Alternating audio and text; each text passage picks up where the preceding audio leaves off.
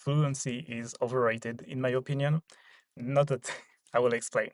Not that it's useless or that it doesn't exist, but the way to truly achieve it or like having achieving it in a way that is useful is a bit different than what people think.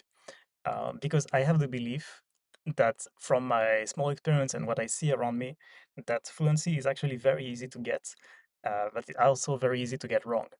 Meaning that fluency, basically, when it comes to language learning, is often defined as just being comfortable in the language, being able to express anything, etc. And I believe that you can do this with a very, very low amount of vocabulary, or you could do it with a very bad understanding of the grammar. You could have a very bad grammar actually and be very fluent in a language.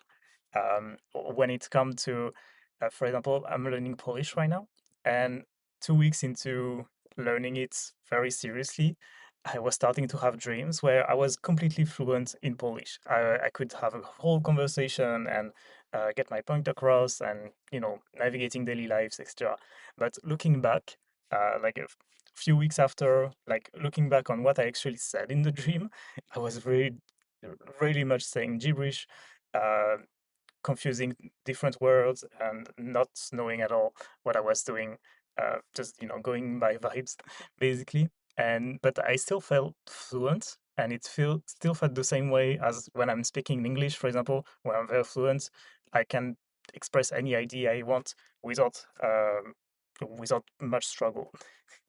And I really want to stress the point that the, uh, basically fluency is a matter of comfort, it's a matter of confidence, and a matter of just agility in the language, being able to bend the language to say whatever you want.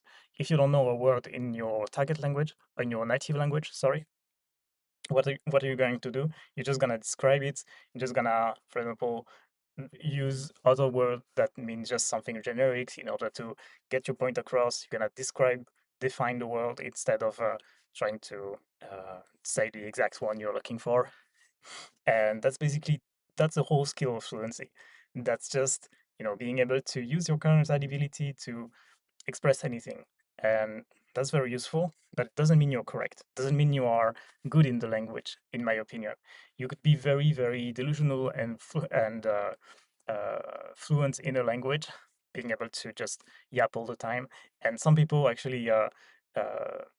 that learn French, for example, talk to me, and I mean, there was a few incidents in the past where they were just, using a lot of their of words that doesn't exist really in French, or they just use different formulaic phrases that doesn't really work in French, etc. So they were mostly fluent, but they were not very good. That's what I mean. D- Don't don't see fluency as the pinnacle. That's something you reach at the end when you reach the final when you reach the final level in Duolingo or something like this. It's not. It's a different skill. It's your proficiency in the language is one thing, and your fluency is another. One can help the other. So typically, when you are more aware of the different rules and you have integrated them into your system, when you know more about your language, you're of course gonna be more fluent, but it's not correlated. It's just two sides of two different stack basically, two different stats that that you can raise independently. And yeah, so really don't focus so much on fluency. It doesn't, it's very useful, of course. And there is a few tricks you can use. So, for example, knowing the words to describe another word is very, very useful. Just for example, I talked about a filler word in another video. So, being able to, um, well, as you know, etc., is very useful so that you can, I was about to say a French word, that you can f- that you can fill the time with while you are trying to figure out what you want to say.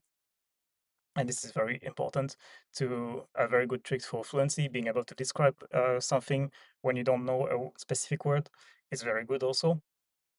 So all of that are tricks that you can use for fluency, and then just easing into it and uh, more practice when it comes to speaking.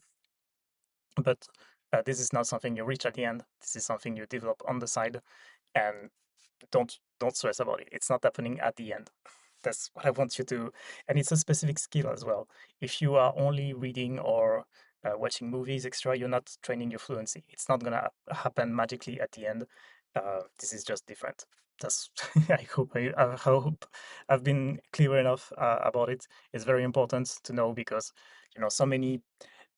It feels like are you fluent yet? Is the question you're gonna be asked when it comes to your progress in the language.